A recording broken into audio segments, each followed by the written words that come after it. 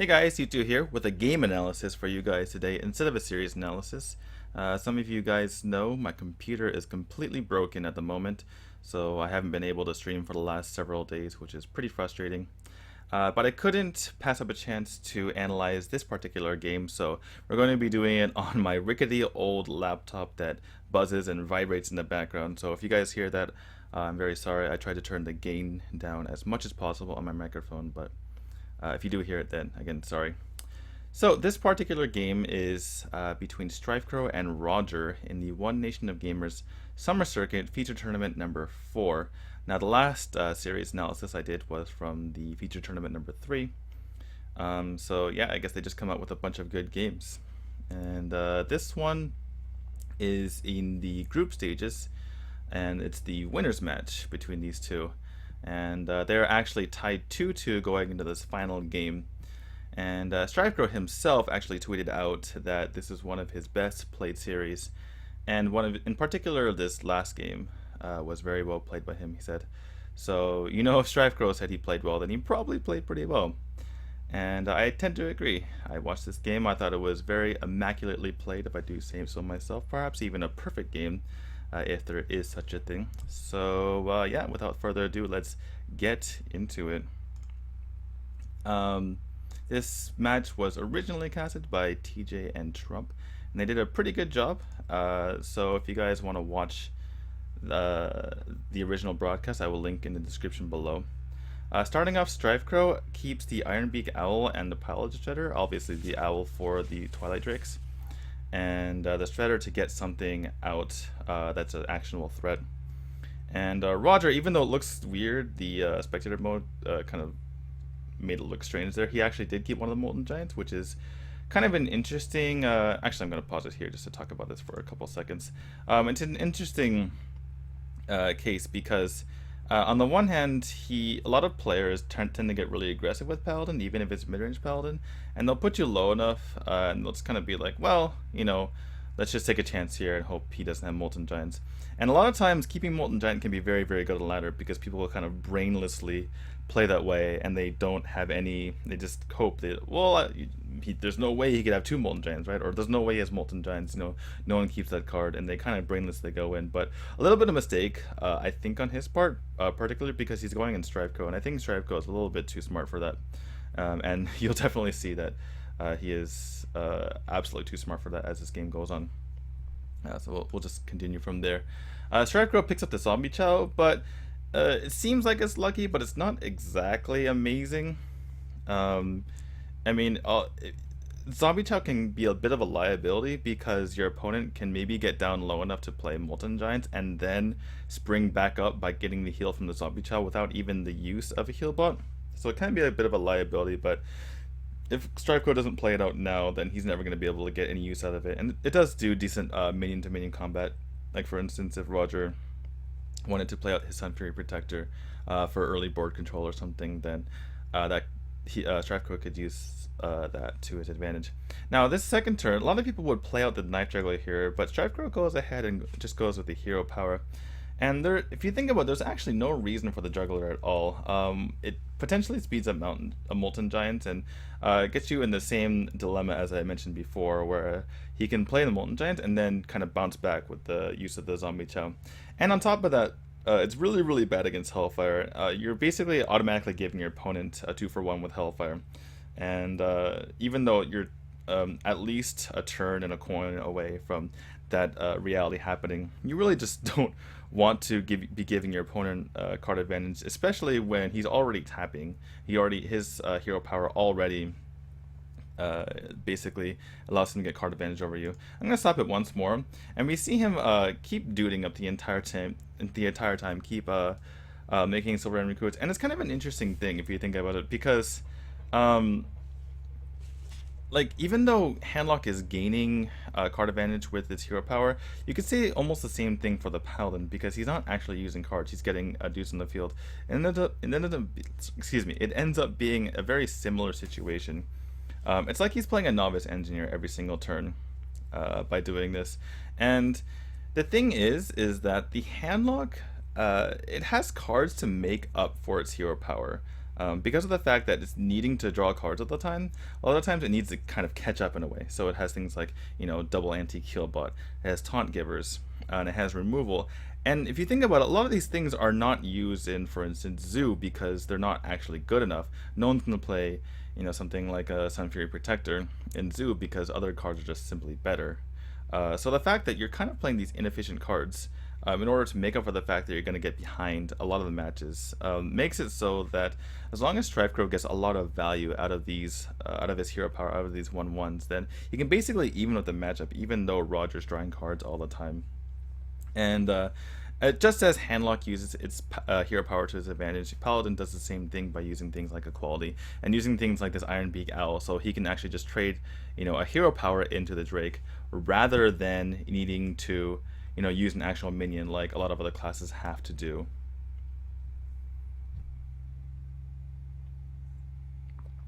So from Roger's side, it was pretty standard up to this point. Just pass turn 1, tap turn 2. Gonna go into coin Twilight Drake turn 3 because not a whole lot else to do. On turn 4 he can just tap an Ancient Watcher or maybe Dark Bomb something if he needs to, but most likely just tap. Coin Drake allows him to actually tap more too as well, which is something that's very important for Handlock. Sometimes you'll see a Handlock player just play an Ancient Watcher even if he never intends to even activate it, just so he can get cards out of his hand so he can tap for more things down the road. And I was gonna say something I forgot to mention last turn as well. Further along in this game, you'll actually see. Sorry, I need to pause it again. You'll actually see Strifecro refuse to kind of attack. Refuse to attack Roger, in fear, for fear of him getting closer to Molten Giants. But in the early game, you actually have to attack. In some ways, this matchup is kind of like Handlock versus Handlock. Where Handlock, you really don't want to attack at all, really, because you never want to give them the ability to play Molten Giants, and sometimes they just get to their access and can't really play the Moltens. And they're able to basically tap themselves down to a decent amount and play Hellfire and stuff like that, so you don't really want to help them get there. But Paladin is similar in that you don't want to give your opponent, the ability to play its extra threats like Molten Giants, especially because you really kind of want to grind them out a lot of the times. One of the ways you win with Paladin is to eventually just get rid of all the threats, and if you get rid of them one at a time, that's possible because you get to set up your hero power, one at a time, do things one at a time, rather than, if, say, for instance, Roger went Molten Sun Fury on one turn, then that's not something that Paladin can deal with at one time. But on the other hand, it's kind of similar, but it's kind of different from the Handlock versus Handlock matchup because you do actually want to get that pressure, a little bit of pressure on, so that Handlock actually has to respond to you.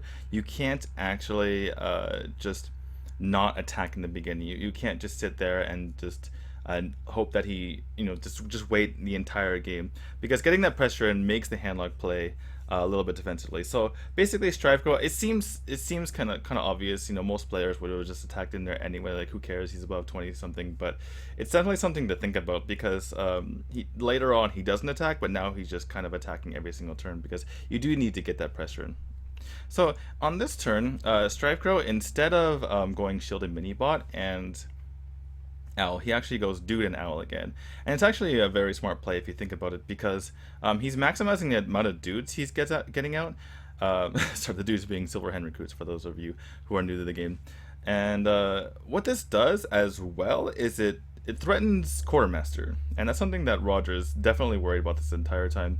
And the other thing is, first of all, Roger can't play Mountain Giant this turn because he already coined Twilight Drake last turn. Mountain Giant would cost 5. And if Roger actually had two, sorry, I'm going to pause it one more time. If Roger actually had 2 Twilight Drakes, then Strifecro actually has the True Silver in hand, so he can use the True Silver and trade either, he has any number of trades. He can trade the Owl and both dudes. He can trade, these two and his True Silver if he favors his dudes over them. So a pretty smart play by Strifecro, because you don't actually need the Shielded Minibot, and if you can just get as many dudes out as possible, then you'll probably win the game in the long run. And sometimes if your opponent has like a perfect hand, Twilight into Mountain, then you maybe get punished, but most of the time he's not going to be able to deal with that kind of hand anyway, so it's better for him to just kind of play the odds and just extract the most value possible out of his hero power. And yeah, so continuing with that theme, he's going to again shield a mini bot and hero power here.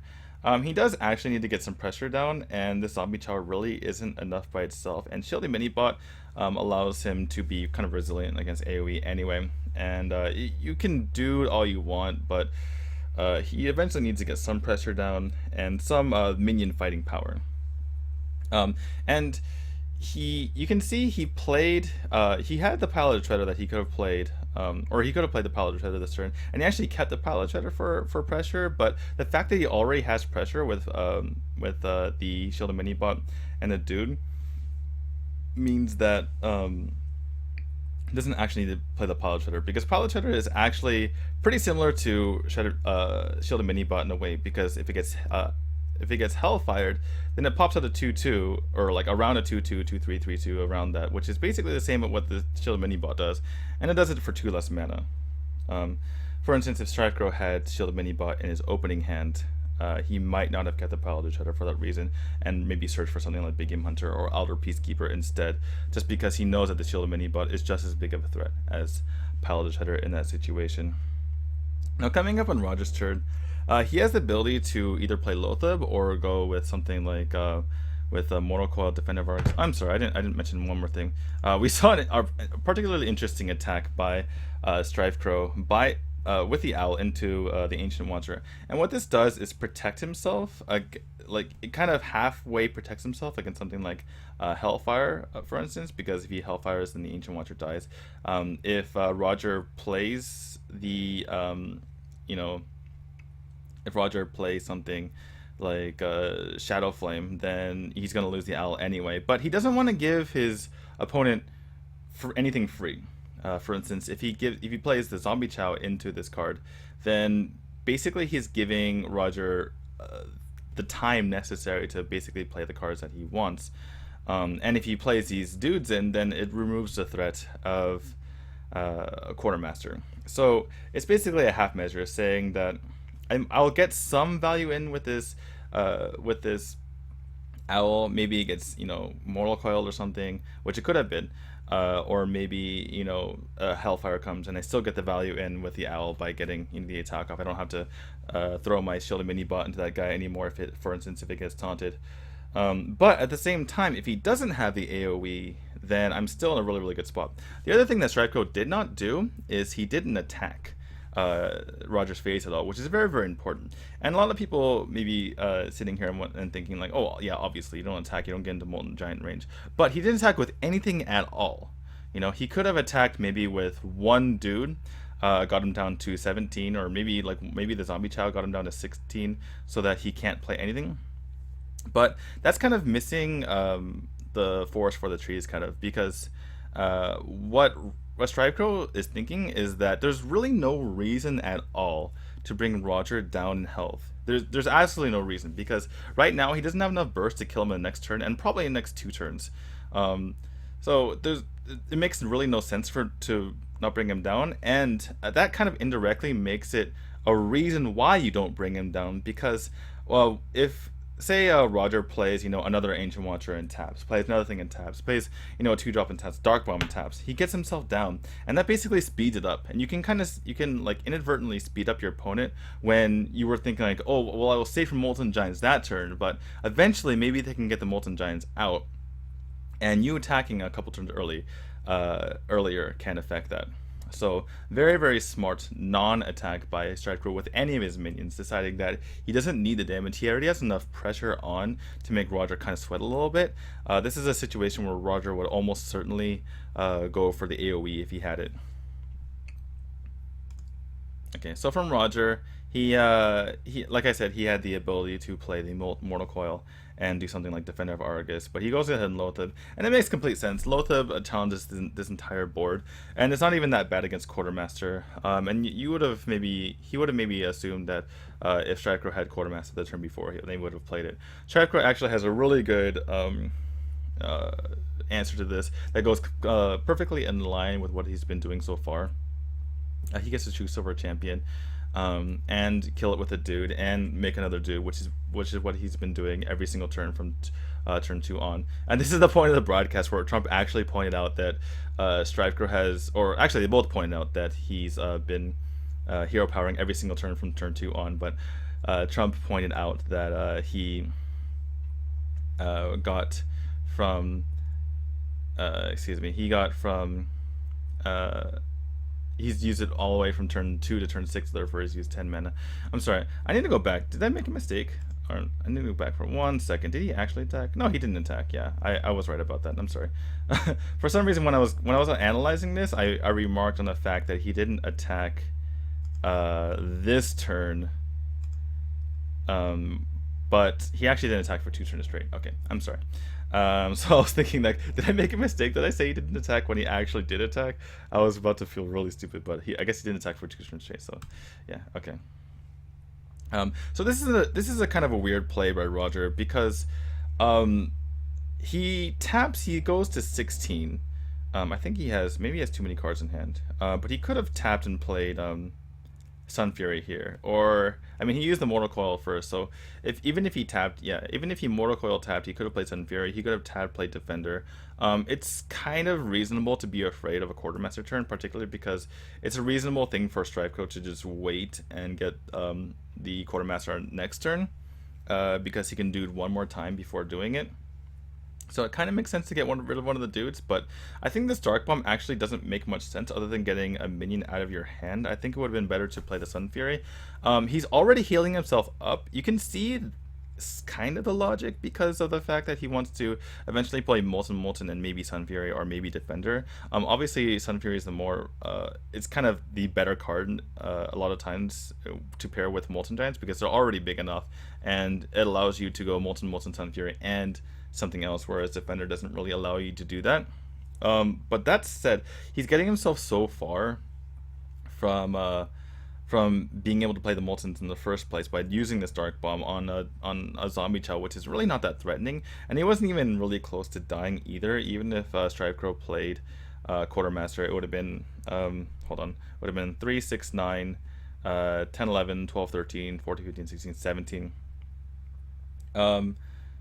Yeah, so it would have been 17 if he had the 3. So once he Mortal Coiled, he was actually in an okay position because he wasn't going to die from that from the burst, because the max he would have had it would be in 15, I think, right? 3, 6, 7, 8, 9, 10, 11, 12, 13, 14. Okay, maybe he would have died to Consecrate. So anyway, the point is, I think he's just kind of just playing against what he's trying to accomplish with these Moltens. The one thing you could say he is trying to do is trying to get himself in a comfortable position to play Dr. Boom the following turn, which is definitely a consideration, and he can eventually play the Molten. So along that line, that's kind of okay, but it just seems pretty wasteful to be using a Dark Bomb on a Zombie Chow. So here, Strifecro picks up the Quartermaster, and he's able to make a pretty easy play, in my opinion. I think most people would make this play. He basically just makes a dude, Quartermaster, trades one of the dudes in to protect against Shadow Flame.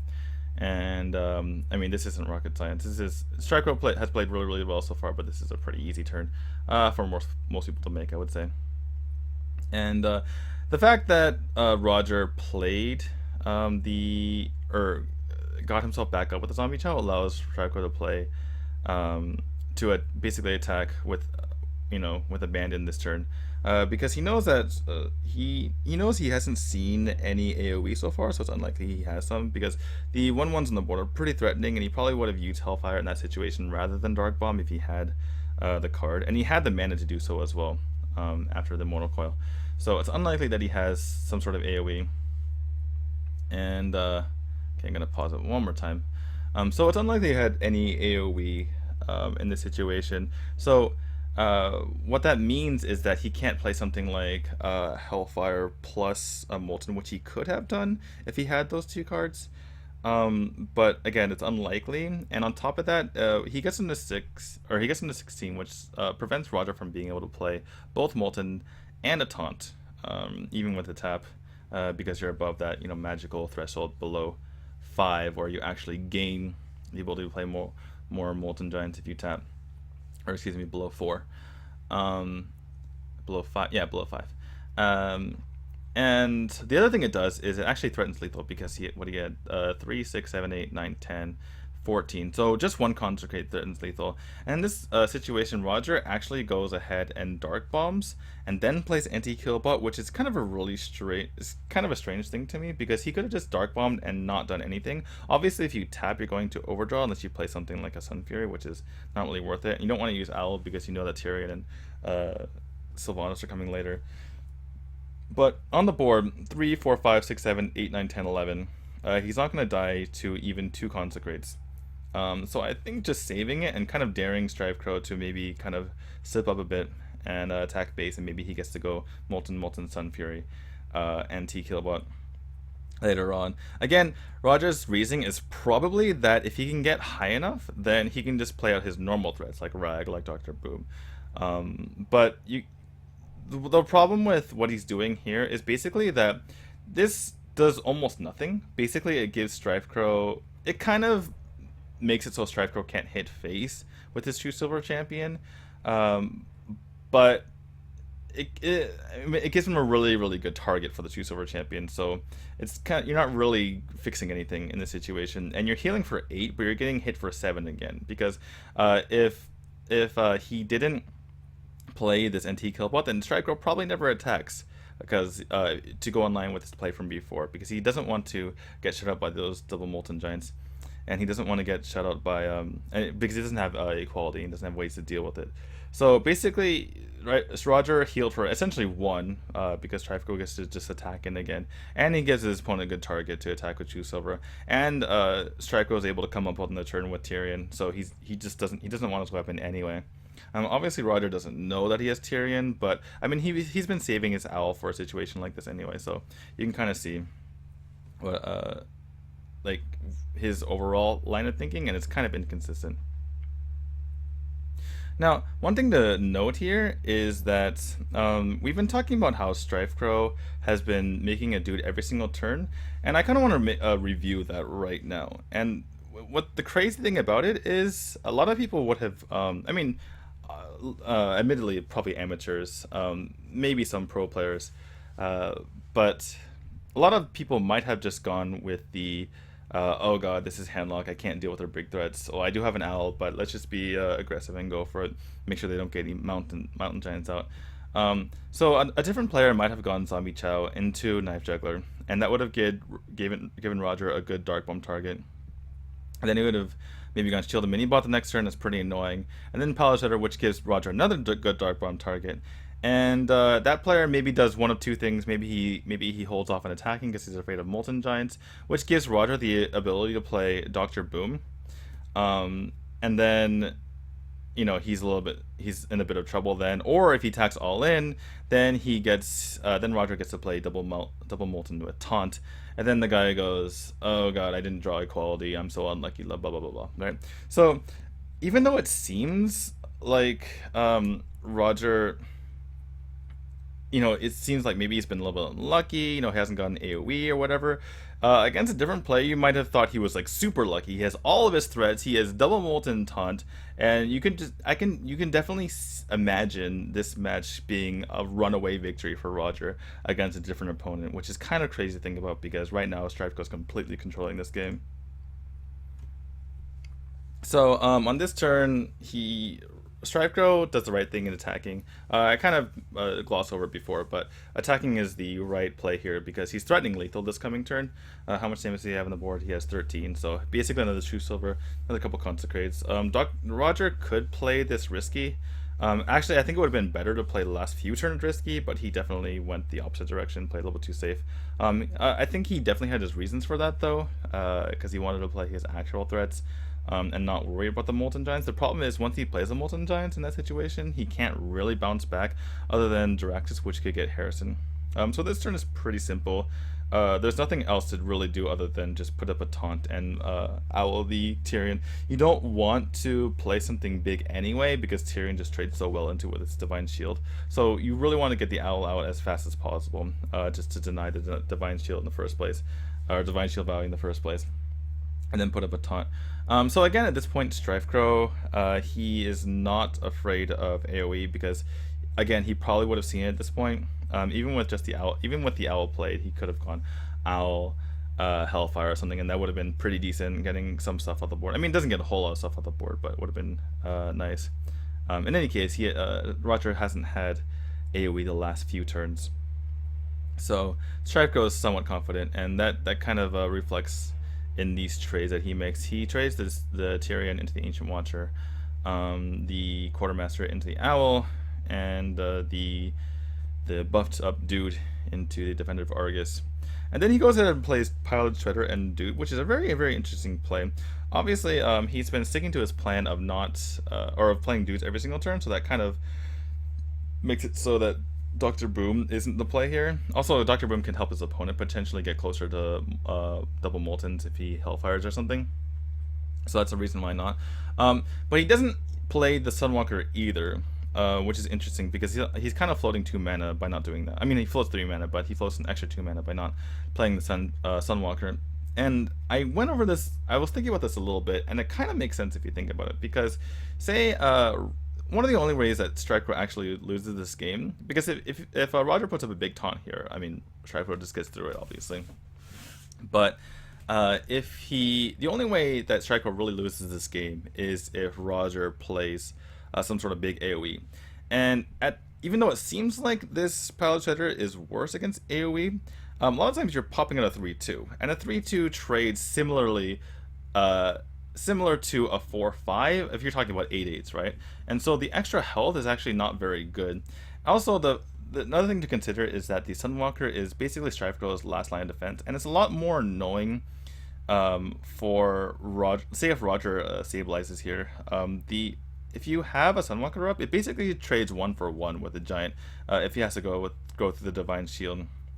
Whereas if Roger uses AoE here, then the Divine Shield is gone. So again, basically the 2-drop that comes out of the Shredder trades similar to a 4-5 if you're trading into something bigger.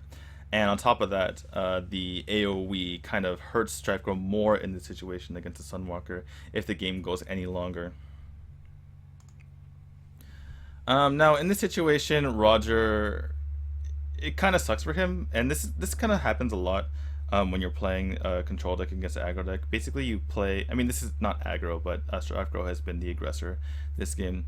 And what happens is that you play so safe this entire game, and then finally toward the end you have no choice but to take a huge risk. It's kind of like playing Druid, where you play around combo, play around combo, play around combo, and then since he keeps playing minions, and you've been doing the safe route and not playing your biggest minions out the entire time, eventually you get to a point where you actually cannot play around combo anymore, and then you die because he top decks combo.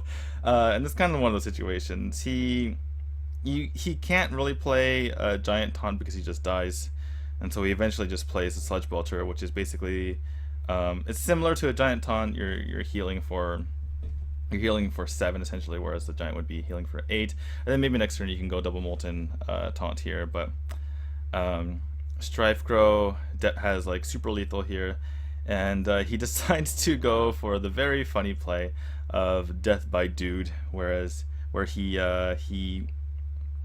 gets the final shot in with the Knife Juggler, and the Dude killing him off in the end. So kind of a very funny finish. Again, one thing I want to stress is that this game, say it were played by another pro with this exact deck and the Strifecro's exact hand against Roger's exact deck and exact hand, it's very possible that they don't win the game, which is very, very interesting, very, very telling, and just exemplifies Strifecro's skill in this game. And kind of, it's so nice to see one of these games because it just shows that skill can override luck in a game like this, and it's not always RNG stone. And it comes down, again, it just comes down to being able to make really, really high level intelligent plays that can play around everything your opponent has to bring to you and basically make it impossible for them to play. And Roger was just stuck for so long with the 2 Molten Giants in hand that could have been such a huge threat against any other player. And trying to think if I have anything else to say about this. I have a lot of notes written down, But yeah, if I have anything else to say, I guess I'll just write in the comments some extra things to point out. Maybe I'll put like an annotation on the thing. But yeah, thanks guys for watching, and I hope you enjoyed that. I definitely enjoyed it a lot. Strifecro's obviously one of the best players out there, and yeah, you can see the Twitter up there. Anyway, thank you guys for watching, and I'll see you guys next time.